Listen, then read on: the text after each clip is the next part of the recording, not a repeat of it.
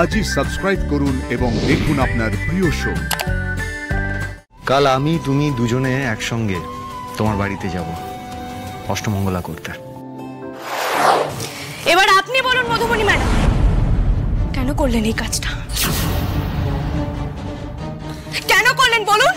আমার বাবার মতো একজন সৎ নিরীহ নিপাট ভদ্রলোকের গায়ে কেন কালি লাগাবার চেষ্টা করলেন আপনি? আর আমার বাবা কি ক্ষতি করেছিল আপনার? কি স্যার, এবার যদি আমার বাবার অপমানের বদলা নিতে মধুবনী ম্যাডামকে আমি ঠাস ঠাস করে দুটো চড় মারি, তাহলে কি খুব অন্যায় হবে বলুন? আরশি, তো বড় সাহস তোমার, তুমি আমায় ছাড়াও! আর একটাও কথা বলবে না তুমি।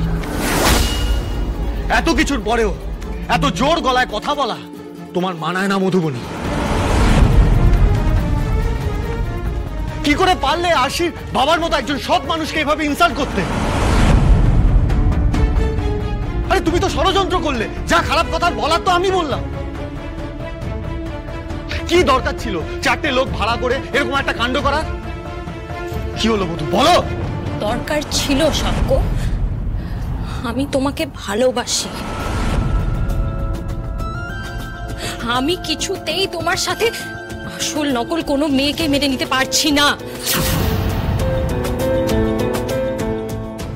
যে বিয়েটাই মিথ্যে, তার জন্য ঘটা করে অষ্টমঙ্গলা করতে যাওয়ার তোমার কি দরকার ছিল সাক্ষ্য?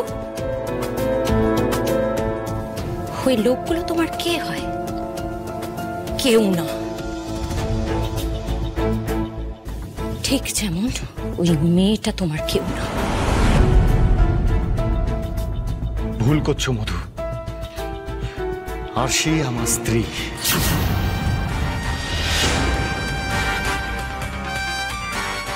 কন্ট্রাকচুয়াল হলেও এই বাড়িতে ওর এটাই পরিচয় যে ও আমার স্ত্রী।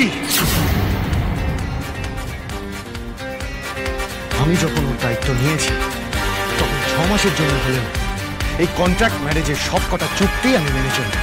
সাক্ষ্য তুমি ব্যাস মধু, ব্যাস।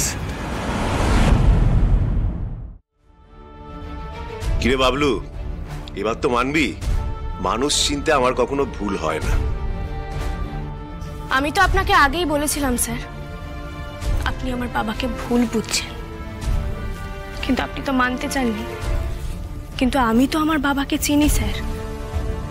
আমার বাবা গরিব হতে পারে, কিন্তু তার মনটা এত ছোট নয় যে সে তার জামাইকে নিয়ে ব্যবসা করবে। আমি ওই বাড়ি যাচ্ছি স্যার, বাবাকে কথাটা জানাই। সবাই খুব ভেঙে পড়েছে। দাঁড়াও আসি।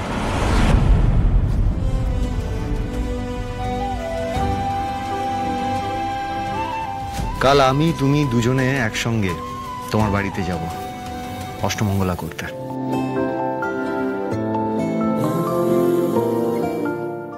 আর শুধু তাই নয়, মধুর কথায় যে আমি তোমার বাবাকে ভুল বুঝেছিলাম, খারাপ খারাপ কথা বলেছিলাম, সেজন্য যে ওনার কাছে ক্ষমা চাইতে হবে আমায়।